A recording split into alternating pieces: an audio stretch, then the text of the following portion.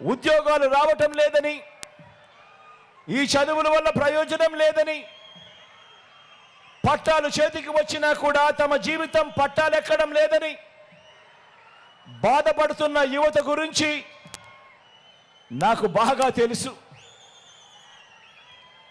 కాబట్టే విద్యారంగంలో కని విని ఎరగని విధంగా మార్పులు తీసుకొచ్చాం.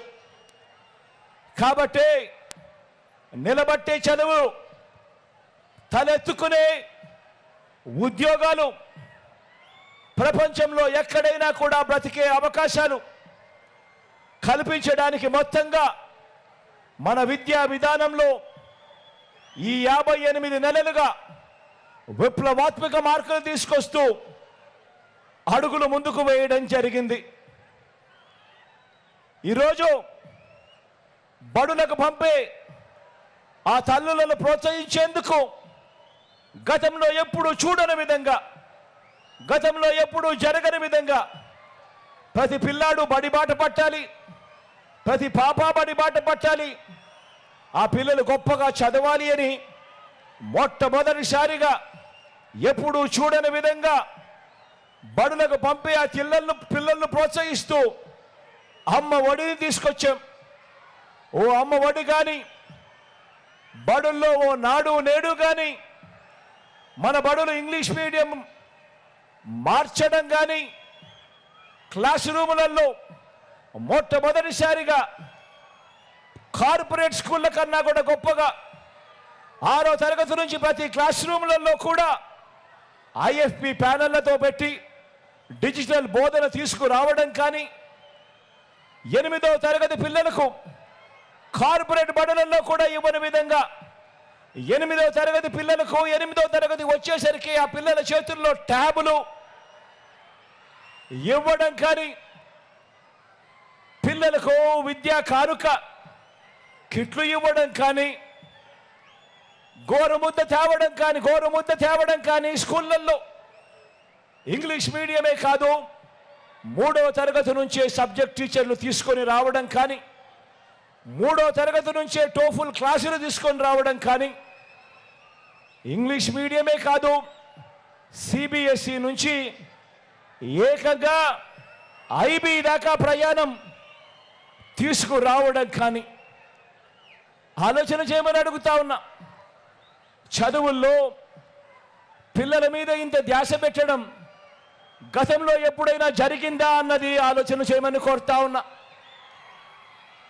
పెద్ద చదువులు చదివే పిల్లలకు ఆ పిల్లలు గొప్పగా చదవాలి, ఆ చదువుల కోసం ఏ తల్లి తండ్రి అప్పులు పాలయ్యే పరిస్థితి రాకూడదు అని పెద్ద చదువుల కోసం పూర్తి ఫీజు రీయింబర్స్మెంట్ ఇస్తూ ఆ పిల్లలకు విద్యా దీవెన కానీ, వసతి దీవెన కానీ, పెద్ద చదువుల్లో కరికులంలో మార్పులు తీసుకువస్తూ మొట్టమొదటిసారిగా ఆన్లైన్ వర్టికల్స్ తీసుకురావడం కానీ, చదువుల్లో ఇంటర్న్షిప్ వంటి ఎన్నో విప్లవాత్మక మార్పులు ఎప్పుడూ చూడని విధంగా పేదల చదువులు, పిల్లల చదువులు బాగుపడాలని, పోటీ ప్రపంచంలో ఆ పిల్లలు ఎదగాలి అని ఇంతగా పేదల చదువుల మీద, ఆ పిల్లల భవిష్యత్ మీద ధ్యాస పెట్టిన ప్రభుత్వం గతంలో ఎక్కడైనా మీరు చూశారా అని అడుగుతా ఉన్నాను. ఒక్క ఈ 58 నెలల కాలంలో తప్ప. ఆలోచన చేయమని కోరుతా ఉన్నాను. పిల్లల చదువుల గురించి ఎవరు కూడా, ఏ పాలకులు కూడా పట్టించుకోలేదు గతంలో. కారణం ఏమిటి అనంటే పిల్లలకు ఓటు ఉండదు కదా అని. పిల్లలకు ఓటు ఉండదు కాబట్టి పిల్లల గురించి పట్టించుకోవాల్సిన అవసరం ఏముంది అని చెప్పి అనుకునే గత పాలకుల నుంచి పిల్లలకు ఓటు ఉండదు కదా అని వారి భవిష్యత్తుని గత పాలకులు పట్టించుకోని పరిస్థితుల నుంచి ఆ పిల్లలు ఎదగాలి, ఆ కుటుంబాలు పేదరికం నుంచి బయటపడాలి అనంటే ఆ పిల్లల చేతుల్లో క్వాలిటీ ఎడ్యుకేషన్ ఉండాలి. ధనికులకు ఓ రకమైన చదువు, పేదలకు ఓ రకమైన చదువు ఉండడానికి వీల్లేదని, ధనికులకు ఉండే ఆ చదువును మన పేద పిల్లలకు కూడా మన గవర్నమెంట్ బడులలో కూడా ఆ పిల్లలకు రావాలి, ఆ పిల్లలకు అందాలి, ఆ పిల్లల భవిష్యత్ మారాలి అని చెప్పి ఎప్పుడూ కూడా చూడని విధంగా, ఎప్పుడూ కూడా వినని విధంగా విద్యారంగంలో సంస్కరణలు తీసుకొచ్చిన ప్రభుత్వం భారతదేశ చరిత్రలో మరొకటి లేదు అని కూడా చెప్పడానికి ఈ సందర్భంగా గర్వపడతా ఉన్నాను, మీ బిడ్డగా అని చెప్పి ఈ సందర్భంగా తెలియజేస్తా ఉన్నాను.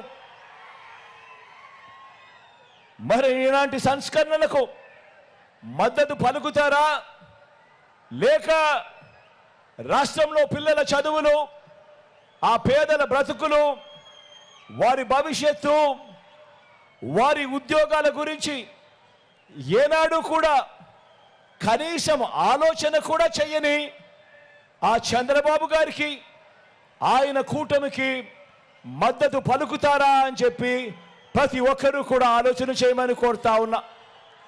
మీరు ఆలోచన చేయడమే కాదు, మీరు ఆలోచన చేసి గ్రామంలో ఉన్న ప్రతి ఇంట్లో కూడా ఆలోచింపజేసే విధంగా ప్రతి ఒక్కరికి చెప్పాల్సిన అవసరం ఉంది అని కూడా ఈ సందర్భంగా తెలియజేస్తా ఉన్నా.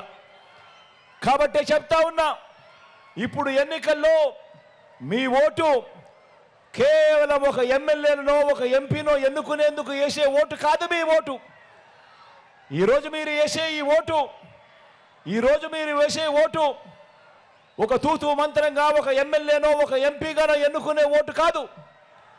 ఈరోజు మీరు వేసే ఈ ఓటు ఆ పిల్లల భవిష్యత్ మారుతుంది. మీరేసే ఆ ఓటుతో ఆ పిల్లల తల్లిదండ్రుల భవిష్యత్ మారుతుంది అని చెప్పి కూడా జ్ఞాపకం ఉంచుకోమని చెప్పి ఈరోజు ప్రతి ఒక్కరికి కూడా తెలియజేస్తా ఉన్నాను. మరి మీ పిల్లల భవిష్యత్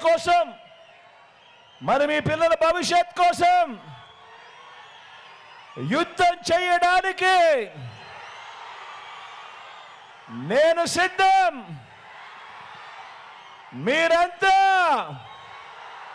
సిద్ధమేనా అని అడుగుతా ఉన్నాను. ఇక రెండవ అంశం ఆలోచన చేయమని కోరుతా ఉన్నా. ఇక రెండవ అంశం మన బంగారు తల్లుల గురించి. రెండవ అంశం మన ఆడబిడ్డల గురించి, మన చిట్టి తల్లుల నుంచి మన అక్క చెల్లెమ్మల వరకు, మన అక్క చెల్లెమ్మల నుంచి వృద్ధాప్యంలో ఉన్న అవ్వల దాకా గత ప్రభుత్వాలు వారి మంచి కోసం ఏం ఆలోచన చేశాయి అనంటే, గత ప్రభుత్వాలు నా అక్క చెల్లెమ్మల కోసం, ఆ చిట్టి తల్లుల కోసం, ఆ అవ్వల కోసం ఏం ఆలోచన చేశాయి అని అడిగితే, గత ప్రభుత్వం ఏం చేసింది వాళ్ళ కోసము అని అడిగితే కనీసం చెప్పేందుకు ఒక్కటైనా కూడా కనిపిస్తుందా అని చెప్పి ప్రతి ఒక్కరూ కూడా ఆలోచన చేయమని కోరుతా ఉన్నా.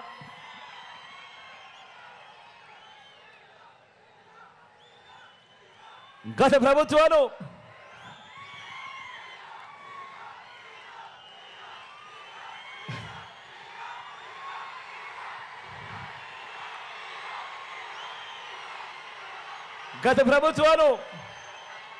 ఎంత దారుణంగా ఆలోచన చేశాయి అనంటే,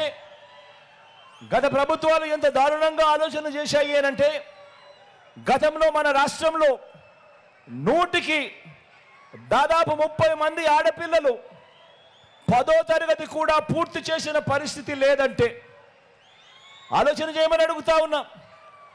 గత పాలకుల పాలనలో ఏ రకంగా ఇంత దారుణంగా వాళ్ళు ఆలోచన చేశారు అనంటే, వాస్తవాలు ఎలా ఉన్నా కూడా పట్టించుకోలేదు అనంటే, ఏకంగా 100 మంది పిల్లల్లో ఏకంగా 30 మంది ఆడపిల్లలు 10వ తరగతి కూడా పూర్తి చేసిన పరిస్థితే లేదు అనంటే, మన రాష్ట్రంలో ఇదొక్కటే కాకుండా మన రాష్ట్రంలో బాల్య వివాహాలున్నా గతంలో ఆపే పరిస్థితి కూడా లేదు అనంటే, మన రాష్ట్రంలో తల్లికి ఎన్నో ఆశలున్నా కూడా తన బిడ్డను, వారి భవిష్యత్తును నిర్ణయించే ఆదాయం ఆ తల్లుల చేతుల్లో లేదు అని అంటే